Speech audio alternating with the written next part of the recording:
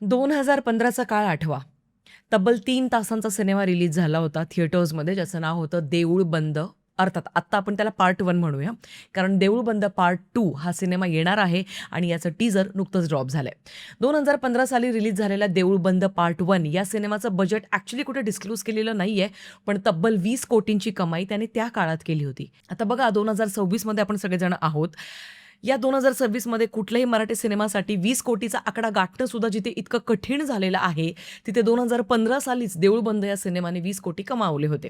आणि त्याचमुळे आज सुद्धा ज्यावेळेला टेलिव्हिजनवरती हा सिनेमा लागतो, तेव्हा कुठे ना कुठे मध्यातूनच का होईना, पण आपण हा सिनेमा अगदी आपसूक पाहायला लागतो थेट शेवटपर्यंत. आणि हे या सिनेमाचं यश आहे असं मला वाटतं. देऊळ बंद हा सिनेमा एक असा होता जिथे संपूर्ण कुटुंब एकत्रितपणे येऊन हा सिनेमा बघावा, इतका तो गोड असा सिनेमा होता.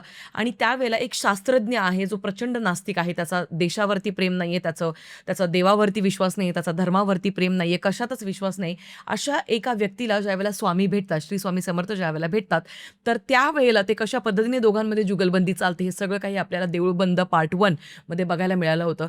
तगडी अतिशय स्टारकास्ट होती त्यावेळेला, म्हणजे स्टार्टिंग विथ ऑफकोर्स गश्मीर महाजनी, जो ॲक्च्युली अख्ख्या चित्रपटाचा स्टार होता. कारण ज्या पद्धतीने त्यांनी नास्तिकाची भूमिका साकारली होती त्या सिनेमामध्ये, आज सुद्धा तितकीच ती शाबूत सगळ्यांच्या लक्षात आहे, जिवंत आहे. त्याच्या समवेत मोहन जोशी सरांनी ज्या वेळेला महाराजांची भूमिका साकारली होती, ते सुद्धा तितकंच सुंदर होतं. आणि आज सुद्धा अगदी ज्यावेळेला परत आपल्याला महाराजांच्या भूमिकेमध्ये मोहन जोशी सर दिसत आहेत, कुठेतरी तो एक नॉस्टॅल्जिया मोमेंट हिट झाला आहे असं मला कुठेतरी वाटतंय. बरं, आधीच्या पार्टबद्दल बोलायचं झालं तर निवेदिता सराफ त्याच्यामध्ये होत्या, त्याच्यानंतर प्रवीण तरडे होते, स्नेहल तरडे होते, मोहन आगाशे सर होते, बरेच सगळे स्टार्स होते त्या सिनेमामध्ये. आणि आता या चित्रपटाबद्दल जर का बोलायचं झालं तर आपल्याला परत एकदा सेम स्टारकास्ट पाहायला मिळते.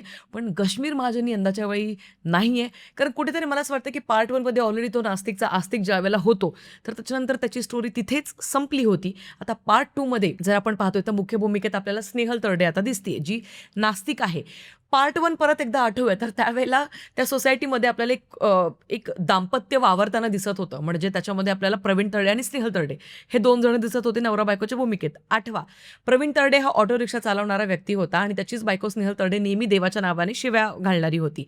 आत्ता सुद्धा तेच नास्तिकचं पात्र आता मुख्य भूमिकेत आपल्याला दिसतंय, ज्याच्यामध्ये यावेळेला शेतकरी व्हर्सेस आता स्वामी यांच्यामध्ये आपल्याला ती जुगलबंदी पाहायला मिळणार आहे. आणि हा अँगल मला प्रचंड आवडलाय, म्हणजे एक काहीतरी वेगळं एक प्रोफेशन आता आपल्याला दिसतंय. मागच्या वेळेला शास्त्रज्ञ होता, तर आता एक शेतकऱ्याच्या व्यथा मांडणारी स्नेहल तरडे कदाचित आहे. आणि त्याचमुळे आपल्याला टीजरमध्ये हा एक डायलॉग पाहायला मिळतोय, लिहून देते,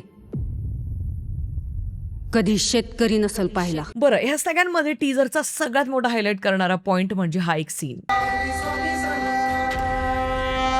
आता श्रीकृष्णांच्या भूमिकेत किंवा श्री विष्णूंच्या भूमिकेत नक्की आपल्याला कोण दिसणार आहे हे तर आपल्याला ट्रेलर आल्यानंतर कळेल किंवा ॲक्च्युअल सिनेमातच कळेल. पण सध्या जर तुम्ही मला विचाराल तर मी प्रचंड एक्सायटेड आहे या चित्रपटासाठी, कारण देऊळ बंद हा सिनेमा नॉस्टॅल्जिया होता यार.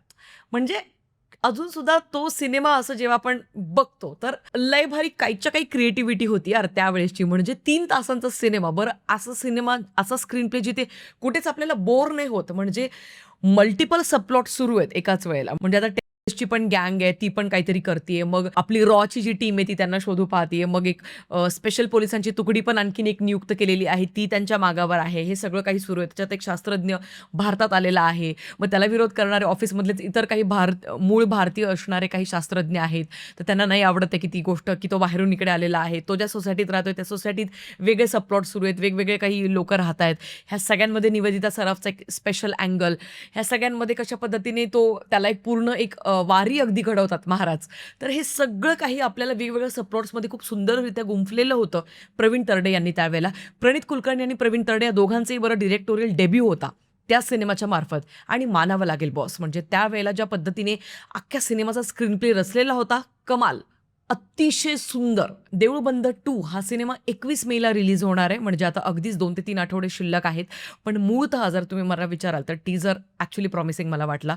बाकी तो शेवटचा जो सीन होता तो literally cherry on the cake होता, म्हणजे तो जो टाकलाय आणि जो गुजबम्स आलेत, कमाल. ओव्हरऑल माझं हे म्हणणं होतं देऊळ बंद पार्ट 2च्या टीजरबद्दल. तुमचं काय म्हणणं आहे राजानो, ते तुम्ही कमेंट सेक्शनमध्ये कळू शकता.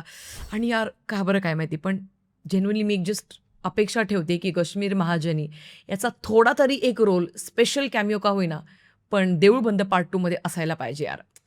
म्हणजे he was the heart of part 1 यार. म्हणजे आपण ते अजिबात इग्नोर नाही करू शकत ती गोष्ट. त्याच्यामुळे आय डोंट नो म्हणजे जर का मेकरचा व्हिडिओ बघतायत तर I know it's too late. पण आम्ही जस्ट डिमांड करतोय की कश्मीर महाजनीचा एक कॅमिओ असायला पाहिजे पार्ट 2 मध्ये.